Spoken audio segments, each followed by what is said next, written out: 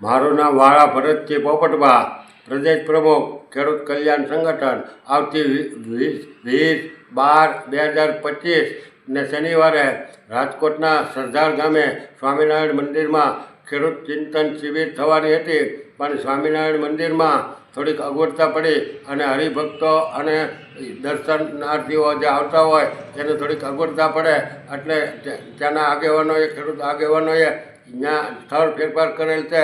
એટલે સરદારની બાજુમાં જ રંગૂન માતાજીના પટાગણમાં આ ખેડૂત ચિંતન શિબિર તારીખ 20/12/2025 અને શનિવારે બપોરે 2 વાગ્યે રાજકોટ તાલુકાના રંગૂન માતાજીના પટાગણમાં ખેડૂત ચિંતન શિબિર થવાની છે.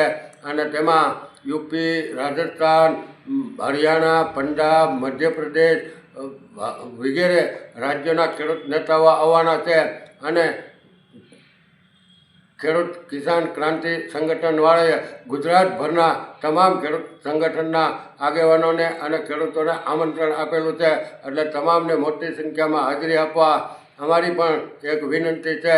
અને અત્યારે સંમેલનને સફળ બનાવવા માટે જૂનાગઢ જિલ્લાના બાદલપુર ગામના રમેશભાઈ ભીમાણી, પ્રવીણભાઈ પંડારિયા રાજકોટના અને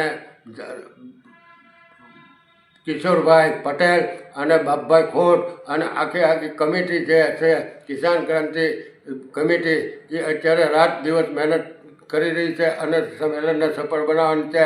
અને તમામ જિલ્લાના ખેડૂતના આગેવાનોને પણ એને ભાવભીરું આમંત્રણ આપી અને કીધું છે પોતપોતાના જિલ્લામાં તમે તમામ ખેડૂતોને આમંત્રણ આપો. અને આમાં આ સંમેલનનો મુખ્ય હેતુ અને મુખ્ય માંગ હવે એક જ છે કે અમારો માલ અને અમારો ભાવ, અમારો માલ અને અમારો ભાવ. અને તમામ ખેત પેદાશના અમે ભંડાર ભરી દઈશું, પણ અમારી ખેત પેદાશના અમે ભાવ પૂરા લઈશું. આ મુદ્દા ઉપર એક જબરજસ્ત લડત શરૂ કરવાની છે અને ખેડૂતોને એમાં સહમતિ લેવાની છે. એટલે ગુજરાતભરમાંથી ખેડૂતોને હાજરી આપવા અમારું પણ એક ભાવભર્યું કિસાન ક્રાંતિ કમિટી દ્વારા આમંત્રણ છે. અને કિસાન ક્રાંતિ કમિટીએ પણ જોરદાર આમંત્રણ આપેલું છે. અને તમામ તજજ્ઞો અને વિદ્વાનો આમાં પક્ષાપક્ષી હવે છોડી દો, ધર્માધર્મી છોડી દો, નાત જાત છોડી દો અને ખેડૂત હિતની અને ખેડૂતના હિયની જેને લાગણી હોય એવા ધાર્મિક સંસ્થાઓના વડા હોય, સામાજિક સંગઠનના આગેવાનો હોય કે કોઈ પણને ખેડૂતનું જેના હિતમાં દિલમાં હિત સમાયેલું હોય એવા તમામ લોકોને આ સંમેલનમાં આવવા નો અમે પણ ભાવભર્યું આમંત્રણ આપીએ છીએ. અને જે સરકાર કે કોઈ પણ પક્ષના માણસોની ક્યાંય ભૂલ છે તો એ એમાં રજૂ થશે.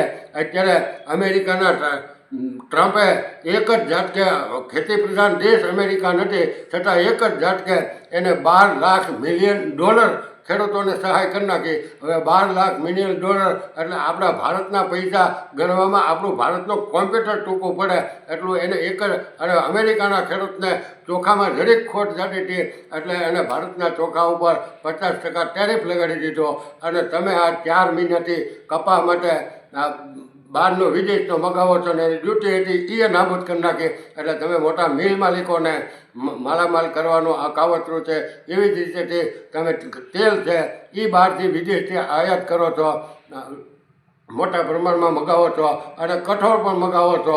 અને એક બાજુ સરકારને નરેન્દ્રભાઈ એમ કહે છે કે સ્વદેશી અપનાવો, ઘર ઘર સ્વદેશી. તો નરેન્દ્રભાઈ ઘર ઘર સ્વદેશી હોય તો આ ખેડૂતોની ચીજ તમે વિદેશથી શા માટે મગાવો છો? તમે ખેડૂતોને મારી નાખવા માટેનું આ કાવતરા કરો છો. એટલે એના તો પાછા ખુલ્લા પડકારો પણ થઈ છે. અને સરકાર કે તંત્રની જ્યાં જ્યાં ભૂલ છે ત્યાં એને સુધારવા માટેની કે એને સમજવા માટેની આ અમારી ચિંતન શિબિર છે. અને જો સરકાર નહીં સમજે તો પછી ખેડૂતોએ પ્રતિજ્ઞા લેશે, આવનારી ચૂંટણીમાં પાછળ જોયા જેથી થશે. જય હિન્દ, જય ભારત.